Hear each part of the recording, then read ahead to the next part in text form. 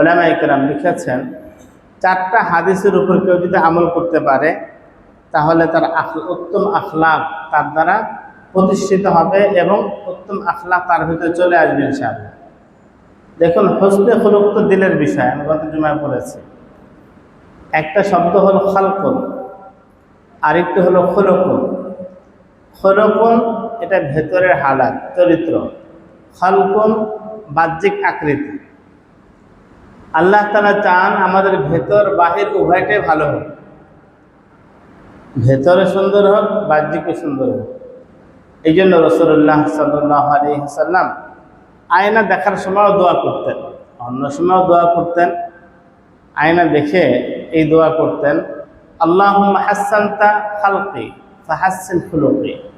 আল্লাহ, আপনি আমার বাহ্যিক আকৃতিকে সুন্দর বানিয়েছেন, আমার ভেতরকে সুন্দর বানিয়ে দিন। নবীজি সাল্লাল্লাহু আলাইহি ওয়াসাল্লাম আয়নার চেহারা দেখলেন, তখন কি দোয়া? আল্লাহ, আমার চেহারা বাহ্যিক আকৃতি সুন্দর বানিয়েছেন, আমার ভেতরটাকে সুন্দর বানিয়ে দিন। তিনি আল্লাহর কাছে কাঁদতেন, আল্লাহুম্মা জাআল সারিরাতি খায়রাম মিন আলানিয়াতি ওয়াজআল আলানিয়াতি সালিহা। আল্লাহ, আপনি আমার ভেতরকে বাহিরের চাইতে বেশি ভালো বানায় দেন, আর আমার বাহ্যিককেও নেক বানায় দেন। আলহামদুলিল্লাহি নাহমাদুহু ওয়া নাস্তাঈনুহু ওয়া নাস্তাগফিরুহু ওয়া নু'মিনু বিহি ওয়া নাতাওয়াক্কালু আলাইহি ওয়া নাউযু বিল্লাহি মিন শুরুরি আনফুসিনা ওয়া মিন সাইয়্যাতি আ'মালিনা। من يهده الله فلا مضل له ومن يضلل فلا هادي له وأشهد أن لا إله إلا الله وحده لا شريك له وأشهد أن محمدا عبده ورسوله أرسله بالحق بشيرا ونذيرا وداعيا إلى الله بإذنه وسراجا منيرا. وصلى الله تعالى عليه وعلى آله وأصحابه وبارك وسلم تسليما كثيرا. أما بعد، فأعوذ بالله من الشيطان الرجيم. بسم الله الرحمن الرحيم. وأحسنوا إن الله يحب المحسنين. صدق الله مولانا العظيم. মুআজ্জাজ মুহতারাম সম্মানিত মুসল্লিয়ানে কেরাম, মহান আল্লাহ রাব্বুল আলামিনের দরবারে শুকরিয়া আদায় করছি, যিনি মেহেরবানি করে আমাদেরকে জুমার নামাজ আদায়ের জন্য তার ঘর মসজিদে হাজির হওয়ার তৌফিক দান করেছেন। আলহামদুলিল্লাহ। দিনের একটি বড় দিক, বড় বিষয় হুসনে আখলাক, উত্তম চরিত্র সম্পর্কে গত জুমায় আমরা আলোচনা করেছি। যে ব্যক্তির আখলাক সুন্দর তাকে আল্লাহ তাআলা ভালোবাসেন, তাকে নবীজি সাল্লাল্লাহু আলাইহি ওয়াসাল্লাম ভালোবাসেন এবং কিয়ামতের মাঠে ওই ব্যক্তি আল্লাহ রাসূল সাল্লাল্লাহু আলাইহি ওয়াসাল্লামের কাছাকাছি থাকবেন। যার আখলাক সুন্দর তাকে আল্লাহ তাআলা জান্নাত দান করবেন। সবচেয়ে বেশি মানুষকে জান্নাতে প্রবেশ করাবে হুসনে আখলাক, উত্তম চরিত্র। যার আখলাক চরিত্র সুন্দর হবে তাকে আল্লাহ তাআলা জান্নাতের সর্বোচ্চ স্তরের একটি বালাখানা দান করবে।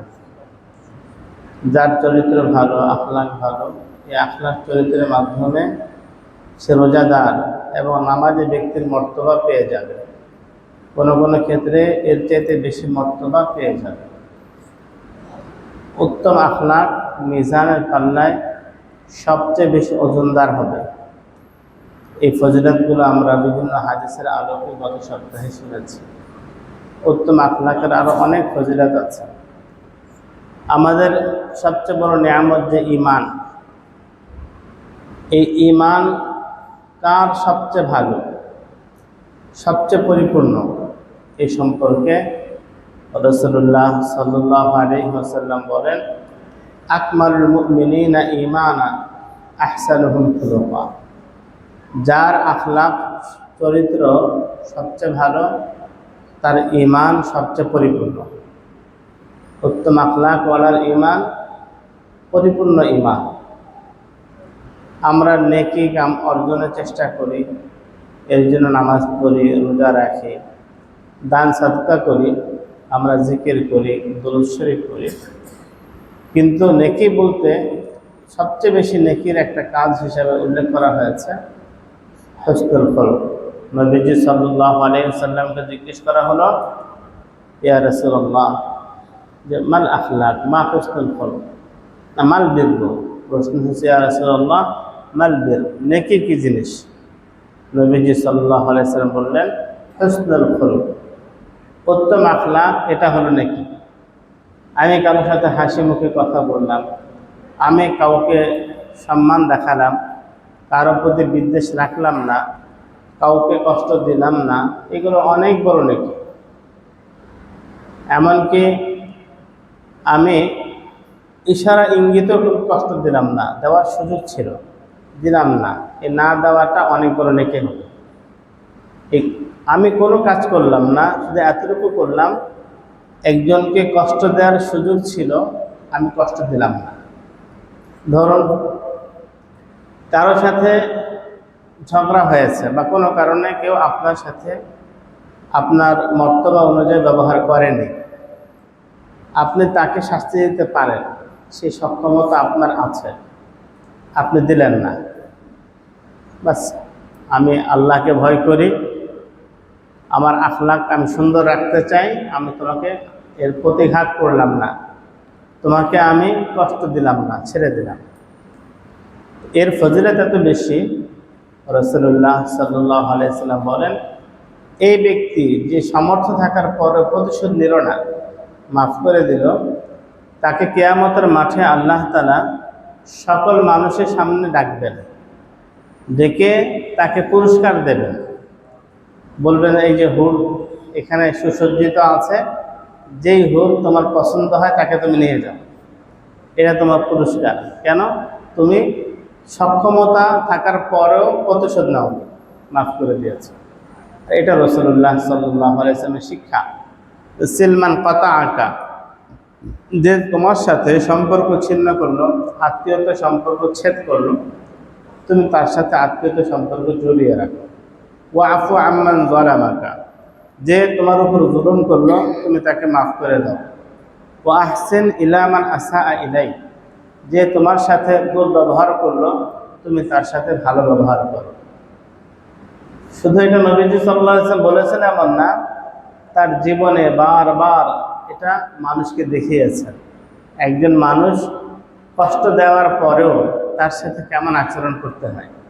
তায়েফবাসী এই পরিমাণ রক্তাক্ত করলো, নবী সাল্লাল্লাহু আলাইহি ওয়াসাল্লামকে, যিনি হাঁটতে পারছেন না, বসে পড়লেন, রক্তাক্ত হয়ে গেলেন। তার কাছে সুযোগ ছিল প্রতিশোধ নেওয়ার। জিবরিল এসে বললেন, পাহাড়ের ফেরেশতা আছে, আপনি বলুন তায়েফবাসীকে পাহাড় চাপা দিয়ে শেষ করে দিই। আমরা হলে বলতো, হ্যাঁ তাড়াতাড়ি কাজটা করো, এরা আমাকে চিহ্ন, আমার সাথে ব্যবহার করেছে। কিন্তু আল্লাহ রাসূল সাল্লাল্লাহু আলাইহি ওয়াসাল্লাম অনুমতি দিলেন না, বরং বললেন, এরা মানে না, হয়তো এর পরবর্তীওয়ালারা মানবে। উনি প্রতিশোধের অনুমতি দিলেন না। যে উহুদে যে কাফেররা এত কষ্ট দিল, নবীজি দান দান শহীদ হয়ে গেল, রাসূলুল্লাহ সাল্লাল্লাহু আলাইহি ওয়াসাল্লামের মোবারক মাথার ভিতরে শিরাস্ত্র ঢুকে গেছে, রক্তাক্ত, জীবন মরণ সন্ধিক্ষণে। ওই মুহূর্তে তিনি বললেন, হায় আমার এরকম জানে না, চিনে না, চিনলে এই কাজটা করতো না। অর্থাৎ তাদেরকে দোষ দিচ্ছেন না, তারা চিনে না দেখে করছে কাজ। তাদের জন্য তিনি ওই সময় হালাকের দোয়া করলেন না। আল্লাহ রাসূল সাল্লাল্লাহু আলাইহি ওয়াসাল্লাম আমাদের শিখিয়েছেন যে মানুষকে মাফ করে দাও।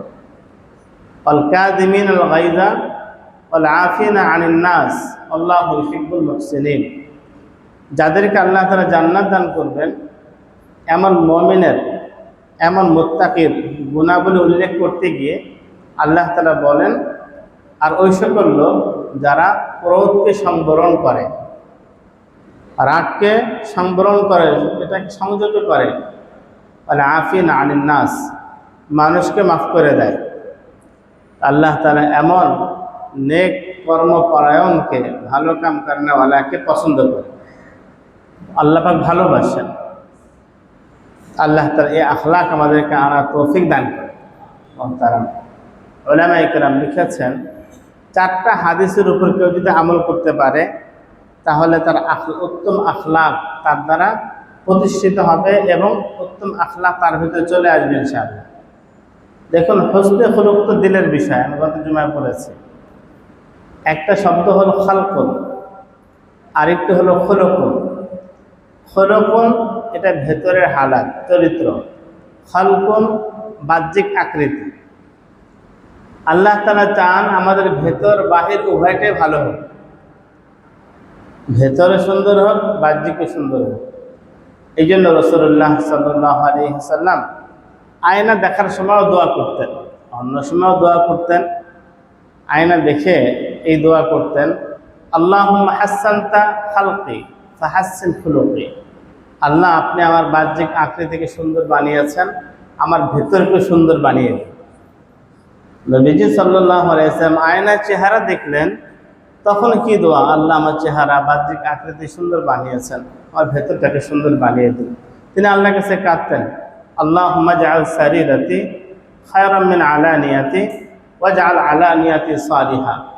আল্লাহ, আপনি আমার ভেতরকে বাহিরের চাইতে বেশি ভালো বানায় দেন, আর আমার বাহ্যিককেও নেক বানায় দেন।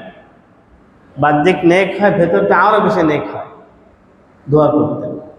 তা ভেতরের হালাত হলো খুলুক, বাহ্যিক হলো খালক, আর উভয়টা সুন্দর হওয়া এটা কাম্য।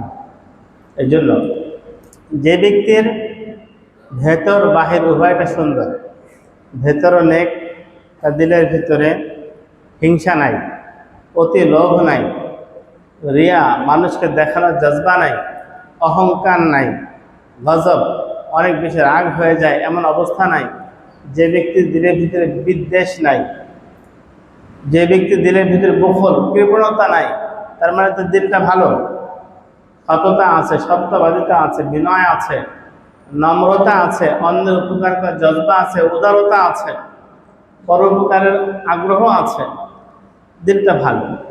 তো ভেতরটাকে সুন্দর করা এটা হলো খুলুক। যে ব্যক্তির ভেতর ভালো, বাহ্যিক ভালো, সে পরিপূর্ণ মুমিন। যার বাহ্যিক ভালো, ভেতরটা ভালো না, সে মুনাফিক। মুনাফিকদের বাহ্যিক খুব ভালো ছিল। ওয়া ইযা রাআইতাহুম তু'জিবুকা আজসামুহুম, যখন আপনি তাদেরকে দেখেন, তাদের বাহ্যিক আকার আকৃতি আপনাকে খুশি করে দেবে, মনে হবে একদম মুত্তাকি মানুষ, মুমিন। কিন্তু আসলে ভেতরে তারা কদাকার করে রাখছে, ভেতরটাকে ঈমান নাই, কুফর নেফাক ভরা সেখানে। এই লোকগুলো জাহান্নামের নিচে স্তরে থাকবে।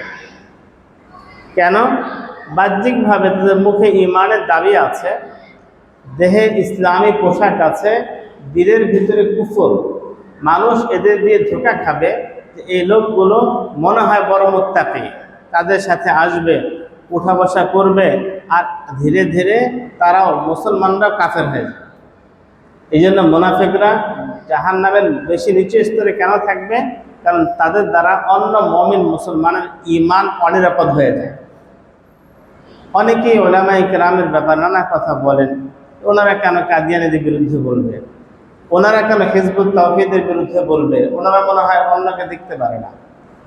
আসলে আমাদের পার্শ্ববর্তী দেশগুলোতে কাফের আছে, সারা বিশ্বে অনেক কাফের আছে, তাদের নিয়ে কথা বলেন না কেন?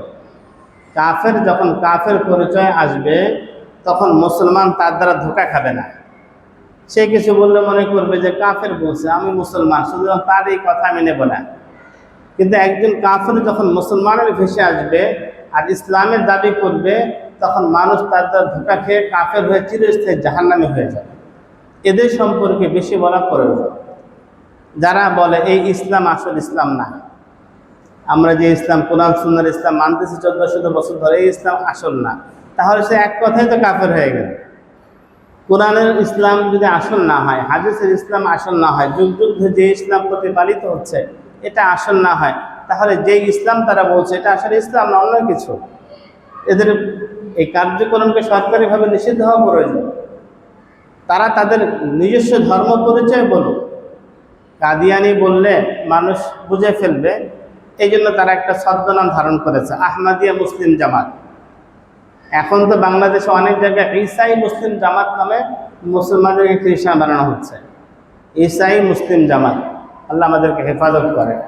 সাধারণ মানুষের দিন ও ইমান আজকে এদের কার্যক্রমের কারণে ঝুঁকির মধ্যে পড়ে গেছে। মানুষের জান্নাতে যাওয়াটা ঝুঁকির মধ্যে পড়ে গেছে। কেন?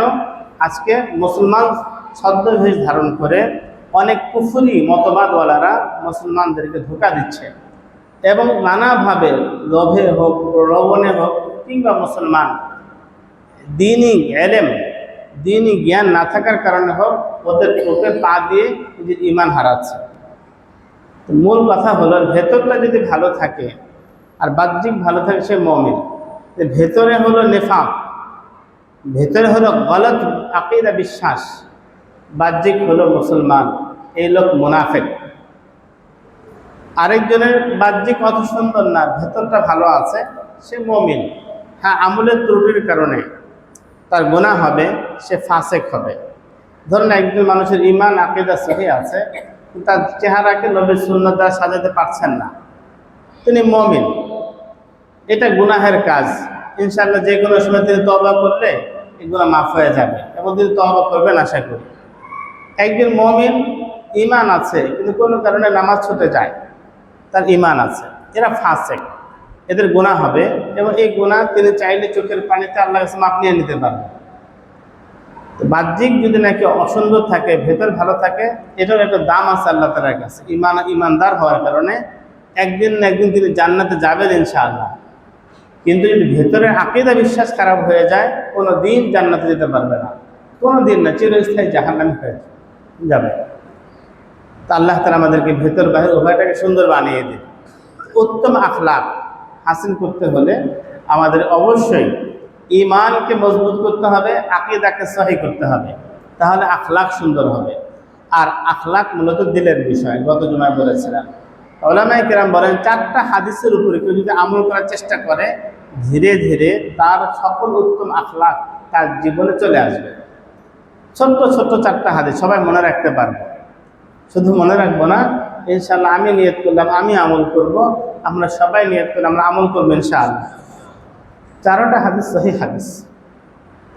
1 নম্বর হাদিস, আবু হুরায়রা রাদিয়াল্লাহু আনহু বলেন, মান কানা ইউমিনু বিল্লাহি ওয়াল ইয়াউমিল আখির ফালিয়াকুল খায়রান আও লিয়াসমুত। যে আল্লাহর উপরে এবং পরকালের উপরে বিশ্বাস রাখে সে যেন ভালো কথা বলে, না হলে চুপ থাকে। ভালো দুনিয়াবি ভালো হতে পারে, পরকালীন দৃষ্টিকোণ থেকে ভালো হতে পারে, সে বলবে, ভালোটা বলবে, আর না হলে চুপ থাকবে। এক। দ্বিতীয় হলো, ওটা আবু হুরায়রা রাদিয়াল্লাহু আনহু থেকে রাসূলুল্লাহ সাল্লাল্লাহু আলাইহি ওয়াসাল্লাম ইরশাদ করেছেন, মিন হুসনি ইসলামিল মারই তারকুহু মা লা ইয়ানি। একজন মুসলমানের ইসলামের শোভা সৌন্দর্য হলো সে অনর্থক কাজকর্মকে পরিহার করবে, যেটার কোনো ফায়দা নাই, এমন কথা কাজ থেকে সে বেঁচে থাকার চেষ্টা করবে। তাহলে তার ইসলাম সৌন্দর্য ছড়াবে, তার ইসলাম তাকে সুশোভিত করবে, আর তার ইসলাম অন্য মানুষকে প্রভাবিত করবে। অপ্রয়োজনীয় কথা কাজ থেকে বেঁচে থাকবে। অপ্রয়োজনে আজকে দেখা যায় অনেক মানুষ এমন হচ্ছে, সোশ্যাল মিডিয়ায় হারিয়ে গেছে, তার নিয়ন্ত্রণ তার হাতে নাই, সোশ্যাল মিডিয়ার হাতে, মোবাইলের হাতে চলে গেছে। মানুষ মোবাইল কিনে তার প্রয়োজন পূরণের জন্য, পরে দেখা যায় মোবাইল তাকে চালায়, সে মোবাইলকে চালাচ্ছে না, 2-3 মিনিট দেখার জন্য খুলেছে, ঘন্টা পার হয়ে গেছে। তার মানে হলো তার ইসলামের সৌন্দর্য প্রকাশিত হচ্ছে না, বরং তার জীবনে অনেক বড় ক্ষতি ডেকে আনছে এই মোবাইল। অপ্রয়োজনীয় কথা কাজ, যেই প্রথম ভাববো যে এই কথায় আমার ফায়দা আছে কিনা, এই কাজে ফায়দা আছে কিনা, আমি যেখানে 10টা মিনিট সময় দেব, এর বিনিময়ে আমি দুনিয়াতে কী পাবো, আখিরাতে কী পাবো। উপকার থাকলে করব, না হলে চুপ থাকবো, বাসায় ঘুমায় থাকবো, বিবি বাচ্চাকে সময় দেবো, নেকির কাজ হবে। তো দ্বিতীয় হাদিস, মিন হুসনি ইসলামিল মারই তারকুহু মা লা ইয়ানি, একজন মানুষের ইসলামের সৌন্দর্য এটাই সে অনর্থক কথা কাজ থেকে নিজে বিরত থাকবে, অনর্থক কথা কাজ পরিহার করবে। তৃতীয়, এই হাদিসটা আবু হুরায়রা রাদিয়াল্লাহু আনহু থেকে, এক সাহাবী আসলেন, ইয়া রাসূলুল্লাহ, আমাকে নসিহত করুন। নবীজি সাল্লাল্লাহু আলাইহি সাল্লাম বললেন, লা তাগজাব, তুমি রাগ হয়েও না। আবার বললেন, আমাকে নসিহত করুন, তুমি লা তাগজাব, রাগ হও না। বারবার ওই সাহাবী নসিহত কামনা করছেন, আর জবাবে আল্লাহ রাসূল সাল্লাল্লাহু আলাইহি ওয়াসাল্লাম একই কথা বলছেন, তুমি রাগ করো না, রাগ করো না, রাগ করো না। কারণ এই রাগ মানুষকে ধ্বংস করে দেয়, সংসার শেষ হয়, চাকরি চলে যায়, বন্ধু বান্ধবের সাথে সম্পর্ক ছিন্ন হয়ে যায়, প্রতিবেশীর সাথে সম্পর্ক ছিন্ন হয়ে যায়, একা হয়ে যায়, এক ঘরে হয়ে যায়। হাদিস শরীফে আছে, ওই লোক সবচেয়ে নিকৃষ্ট যার জবানের ভাষার কারণে মানুষ তাকে পরিত্যাগ করে, এই ভয় তার কাছে গেলে কি বলে ফেলে, এ লোক নিকৃষ্ট মানুষ। গত জুমায় আমি হাদিস শুনিয়েছি, মহিলা নামাজ পড়েন, রোজা রাখেন, সদকা করেন, মুখে মুখে প্রশংসা, নামাজ রোজা সদকার, কিন্তু জবান দিয়ে প্রতিবেশীকে কষ্ট দেয়, শুধু মুখ দিয়ে একটা দোষ, সব ভালো। নবীজি সাল্লাল্লাহু আলাইহি ওয়াসাল্লাম বললেন, হিয়া ফিন নার, এই মহিলা জাহান্নামে যাবে, জাহান্নামে যাবে, কারণ জবান দ্বারা মানুষকে কষ্ট দেয়। তো লা তাগজাব, তুমি রাগ করো না, এটা 3 নম্বর হাদিস। 4 নম্বর হাদিস আনাস রাদিয়াল্লাহু আনহু থেকে, রাসূলুল্লাহ সাল্লাল্লাহু আলাইহি ওয়াসাল্লাম ইরশাদ করেছেন, আন তুহিব্বা লিন-নাস মা তুহিব্বা লিনাফসিক মা তুহিব্বু লিনাফসিক, তুমি নিজের জন্য যা পছন্দ করো অপরের জন্য তাই পছন্দ করো। নিজের জন্য যা খেতে পছন্দ করো অন্যের বেলায় তাই পছন্দ করো। নিজের জন্য যা পড়তে পছন্দ করো অন্যের বেলাও তাই পছন্দ করো। নিজের বেলায় যে সুনাম সুখ্যাতির আশা করো, পছন্দ করো, অন্যের বেলায় তাই করো। নিজের বেলায় বদনামি না হোক, সমালোচনা না হোক, এইটা আশা করো, অন্যের ব্যাপারে একই চিন্তা করো। আজকে কেউ আমার কোনো অন্যায় বা কোনো বিষয়ে সমালোচনা করলে আমার কষ্ট লাগে, তা আমি যে আমার ভাইয়ের, মুসলমান ভাই বোনের ব্যাপারে কোনো একটা কথা বলছি, এটা তো ওনারা কষ্ট লাগবে। হাদিস শরীফে আছে যে তুমি নিজের ব্যাপারে যা পছন্দ করো অন্য ভাইয়ের ব্যাপারে একই বিষয় পছন্দ করো। এই 4টা হাদিস যদি আমরা চিন্তা করি, আমল করি, দেখবো আমার কথা কাজ সব সুন্দর হয়ে যাবে ইনশাআল্লাহ, আমার আমল সুন্দর হয়ে যাবে। 1 নম্বর হাদিস হলো যে আমরা ভালো কথা বলবো, না হয় চুপ থাকবো। কারণ বেশিরভাগ মানুষ এই কথার কারণে জাহান্নামে যায়, বেশিরভাগ মানুষ কথার কারণে। হাদিস শরীফে আছে, আমলিকা আলাইকা লিসানা, তো জবানের হেফাজত করো। নবী সাল্লাল্লাহু আলাইহি ওয়াসাল্লামের কথার প্রসঙ্গে সাহাবায়ে কেরাম জিজ্ঞেস করলেন যে জবানের কারণে কি কেউ জাহান্নামে যাবে? বললেন, আরে কি বলো, বেশিরভাগ মানুষ তো এই জবানের কারণেই, মুখের কারণেই জাহান্নামে যায়, বেশিরভাগ মানুষ। আল্লাহ তাআলা আমাদের জবান হেফাজত তৌফিক দান করেন। রাসূলুল্লাহ সাল্লাল্লাহু আলাইহি ওয়াসাল্লাম একদিকে ইরশাদ করেছেন, যখন তাকে প্রশ্ন করা হলো মানুষকে সবচেয়ে বেশি জাহান্নামে নেবে কি জিনিস, একজন মানুষদেরকে সবচেয়ে বেশি জাহান্নামে বানাবে কোন জিনিস? নবীজি সাল্লাল্লাহু আলাইহি ওয়াসাল্লাম বললেন, আল ফামু ওয়াল ফারাজ, মানুষের জবান আর মানুষের লজ্জাস্থান। জবান আর লজ্জাস্থান, এই 2 জিনিস বেশিরভাগ মানুষকে জাহান্নামে বানায় দেয়। অপরদিকে রাসূলুল্লাহ সাল্লাল্লাহু আলাইহি ওয়াসাল্লাম বলেছেন, মাই ইয়াজমানু লি মা বাইনা লিহইয়াইহি ওয়া মা বাইনা রিজলাইহি আজমানু লাহুল জান্নাহ, যে ব্যক্তি তার 2 চোয়ালের মাঝে যে অঙ্গ আছে তথা জবান, এবং 2 রানের মাঝে যে অঙ্গ আছে অর্থাৎ লজ্জাস্থান, এই 2 জিনিসের হেফাজতের গ্যারান্টি দেবে, জিম্মাদারি নেবে, আমি নবী তার জান্নাতে যাওয়ার জিম্মাদারি নিলাম। সে তার জবান হেফাজতের দায়িত্বটা নিয়ে নেবে, লজ্জাস্থান হেফাজতের দায়িত্ব নিয়ে নেবে, এই 2 অঙ্গ দিয়ে সে কোনো গুনাহ করবে না। নবীজি সাল্লাল্লাহু আলাইহি ওয়াসাল্লাম বলেন, আমি তার জান্নাতে যাওয়ার দায়িত্ব নিলাম। আল্লাহ তাআলা আমাদের সবাইকে এই দুই অঙ্গের দায়িত্ব নেওয়ার তৌফিক দান করে। মহতারাম, বল দায়িত্ব নিলাম না, না নিলে কি হবে? জাহান্নাম, না নিলে জাহান্নামের সাপ বিচ্ছু, না নিলে জাহান্নামের গরম পানি, না নিলে জাহান্নামের ফুটন্ত উত্তপ্ত লাভা, জাহান্নামে ফেরেশতাদের হাতুড়ির পেটা, বরদাস্ত করা যাবে না। থানভী রহমতুল্লাহ আলাইহি বলেছেন, অনেক মানুষ কথা মনে করে যে আমি আচ্ছা গুনাহ থেকে বাঁচলাম না, ঈমান তো আছে, একসময় জাহান্নাম থেকে বেশি জান্নাতে হয়ে যাব, কিছুদিন না হয় জাহান্নামের আগুন ভোগ করব। থানভী রহমতুল্লাহ বলেন, এরা বড় বোকা। এক মুহূর্ত গুনাহ করলো, এর কারণে জাহান্নামে 1000 বছর তাকে জ্বলতে হলো। কারণ জাহান্নামে কারণ একদিন যদি শাস্তি হয়, ওই একদিন হবে দুনিয়ার 1000 বছরের সমান। ওয়া ইন্না ইয়াওমান ইনদা রাব্বিকা কাআলফি সানাতিন মিম্মা তাউদ্দুন। তোমার রবের কাছে একদিন হলো তোমরা যে দিন গণনা করো এমন 1000 দিন। একদিন শাস্তি হলে 1000 দিন আগুন আমরা কে থাকতে পারবো? থানভী রহমানের কিতাবে পড়েছি, হিন্দুস্তানে দাঙ্গা হতো, মাঝে মাঝে হিন্দু মুসলিম দাঙ্গা বিভিন্ন মহল্লায় পাড়ায় হতো। এক মুসলিম পাড়ায় দাঙ্গা হয়েছে, তখন দিক বিদিক সবাই ছুটে বেরিয়েছে, চলে গেছে যে যার মতো।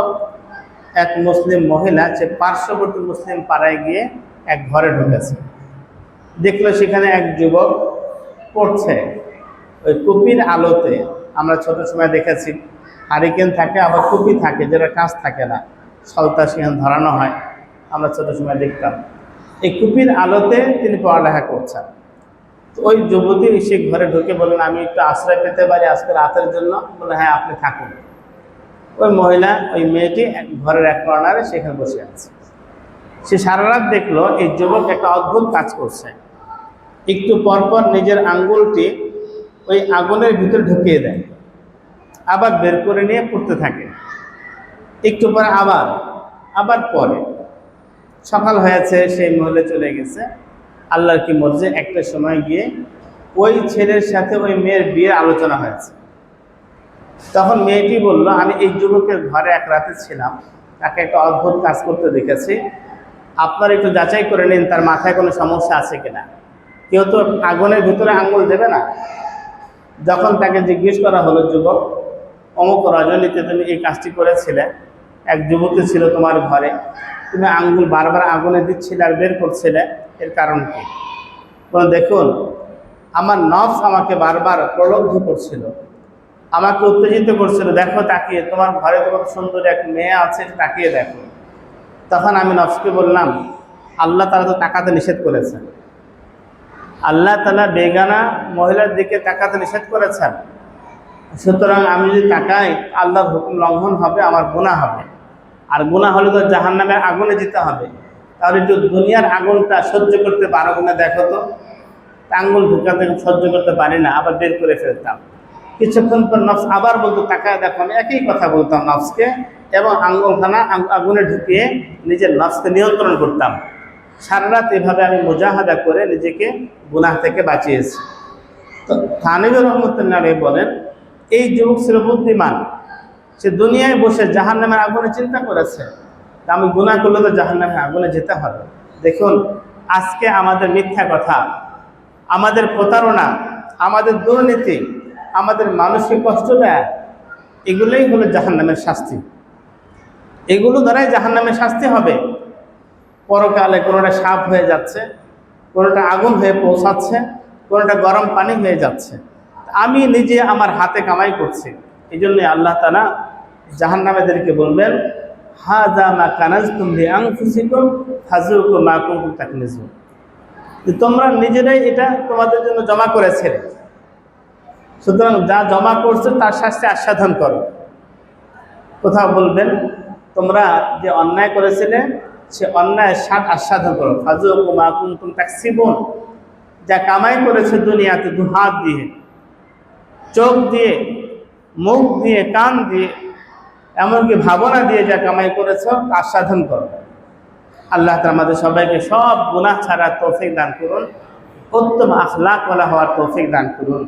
উত্তম আখলাকি সে যে তার দিলের ভিতরে ভালো গুণ আনয়ন করে, আল্লাহর ভয় সব গুনাহ ছাড়ে, বিশেষ করে সে কোনো মানুষকে কষ্ট দেয় না, অন্য কোনো মাখলুককে কষ্ট দেয় না। যখন প্রিয় নবী সাল্লাল্লাহু আলাইহি ওয়াসাল্লাম একটা কথা বলে শেষ করছে, আমরা অনেক ক্ষেত্রে স্বামী স্ত্রী একে অপরকে খোঁটা দেয়, খোঁটা দিয়ে কিছুটা হলেও কষ্ট দেয়। কোনো কারণে কখনো নারাজ হলাম, বিবিকে তার বংশধরে খোঁটা দিলাম, হ্যাঁ তোমার বংশ তো এমন, তুমি তো অমুক এলাকার মানুষ। কিংবা স্ত্রী স্বামীকে খোঁটা দিলেন, হ্যাঁ তোমার ভাই বোনকে চেনে না, তুমি কেমন বংশের ছেলে, তোমার বাবাকে করে আমার জানা নাই। এইভাবে খোঁটা দেয়, খোঁটা দিয়ে কষ্ট দেয়, এটা উত্তম আখলাকের বিপরীত। আল্লাহ রাসূল সাল্লাল্লাহু আলাইহি ওয়াসাল্লাম একজন স্ত্রী ছিলেন সাফিয়া রাদিয়াল্লাহু আনহা। ওনার বাবা হুয়াই ইবনে আখতাব কাট্টর ইহুদি ছিলেন এবং মুসলমানদের খুব ঘোরতর দুশমন ছিলেন। কিন্তু আল্লাহ রাসূল সাল্লাল্লাহু আলাইহি ওয়াসাল্লাম একটা বারের জন্য, একদিনের জন্য ইশারা ইঙ্গিত তার বাবার প্রসঙ্গ আনেন নাই, কখনোই না। এমনকি একবার অন্য কোনো নবীজির অন্য কোনো স্ত্রী তার দিকে ইঙ্গিত করে বলেছে সে তো ইহুদি সন্তান, এটা ইঙ্গিত করে বলেছে। সাফিয়া রাদিয়াল্লাহু আনহার ব্যাপারে নবীজি সাল্লাল্লাহু আলাইহি ওয়াসাল্লাম তার ঘরে আসলেন, দেখলেন সাফিয়া রাদিয়াল্লাহু আনহা কাঁদছেন। এই কথা তার কষ্ট লেগেছে, একদিন বলেছে, নবীজি তো বলেন নাই, কেউ একদিন বলেছেন। রাসূলুল্লাহ সাল্লাল্লাহু আলাইহি ওয়াসাল্লাম সান্ত্বনা দিয়ে বললেন, আর কি বলো, আনতি লা ইবনাতু নাবিয়্যিন ওয়া ইন্না আম্মাকা নাবিয়্যুন ওয়া ইন্নাকি তাহতা নাবিয়্যিন। তুমি এক নবীর বংশের, আর তোমার চাচাও নবী ছিলেন, আর তুমি এক নবীর স্ত্রী, কে বলছো তোমাকে ইহুদির সন্তান? সান্ত্বনা দিলেন, কারণ সাফিয়া রাদিয়াল্লাহু আনহার পূর্বপুরুষ হযরত হারুন আলাইহিস সালাম ছিলেন। হারুন আলাইহিস সালাম ভাই মুসা আলাইহিস সালাম, তোমার বাবা নবী, তোমার চাচা নবী ছিলেন, আর তুমি আমি নবী, আমার স্ত্রী, তোমার তো কত সম্মান, কে বলছো তোমাকে তুমি ইহুদির সন্তান? তা নিজে তো ইশারা ইঙ্গিতে কখনো খোঁটা দেন নাই, কোনো একজন দিয়েছেন, সান্ত্বনা দিয়ে কি বললেন, পূর্বপুরুষ আনলেন যিনি ভালো, তোমার পূর্বপুরুষ নবী, তোমার চাচা নবী ছিলেন মুসা আলাইহিস সালাম তোমার বংশের, আর আমি নবী তোমার স্বামী, তুমি কষ্ট পেও না। এই জন্য ভালো যে হবে সে খোঁটা স্ত্রীকেও খোঁটা দেবে না।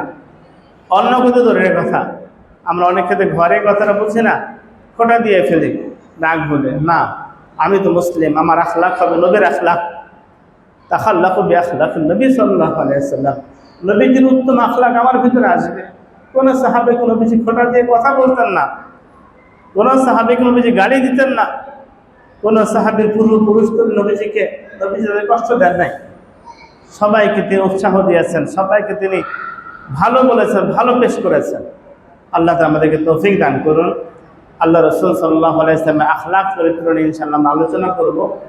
আজকে যে বিষয়টা হলো যে আমরা পরিপূর্ণ মুমিন হতে চাইলে এবং ভালো নেক আমল করতে চাইলে, জান্নাতের সর্বোচ্চ স্থানে আসন পেতে চাইলে, আল্লাহ পাকের সবচেয়ে ভালোবাসা পেতে চাইলে, এমনকি কিয়ামতে জান্নাতে নবীজি সাল্লাল্লাহু আলাইহি ওয়াসাল্লামের কাছে থাকতে চাইলে আমাদের আখলাক চরিত্রকে সুন্দর করতে হবে, বিকল্প নাই। আল্লাহ তাআলা আমাদের সবাইকে তৌফিক দান করুন।